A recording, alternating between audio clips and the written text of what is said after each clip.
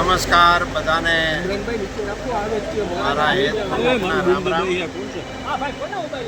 રાજ્ય સરકાર દ્વારા મુસાફરોની સવલતો માટે નવી ટેકનોલોજી સાથેની લક્ઝરી બસોની સેવા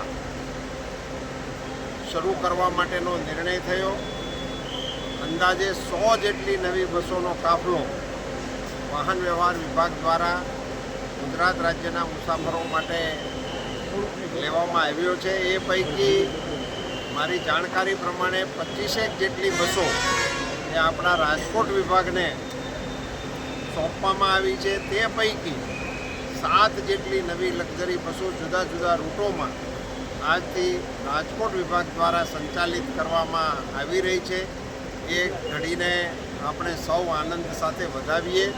હું અંતઃકરણપૂર્વકની શુભકામનાઓ પાઠવું છું। જણાવવા જેવી બાબત મેં બસને અંદરથી જોઈ તો એક બાબત જણાવતા મને ગર્વ થાય છે કે સંપૂર્ણ luxury bus A make in India છે। સંપૂર્ણપણે આખી બસની અંદર તમામ મશીનથી માંડીને ઇન્ટિરિયર સુધીની તમામ વ્યવસ્થાઓ ભારતીય બનાવટની છે।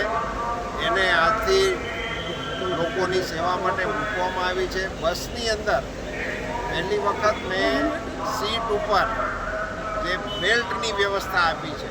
મને લાગે છે કે સુરક્ષાની દૃષ્ટિએ આ એક નવો આયામ પણ આપણા મુસાફરોને માટે ઉપલબ્ધ થાય છે। મુસાફરી કરતા તમામ ભાઈ બહેનોને મારી હૃદયપૂર્વકની શુભકામનાઓ।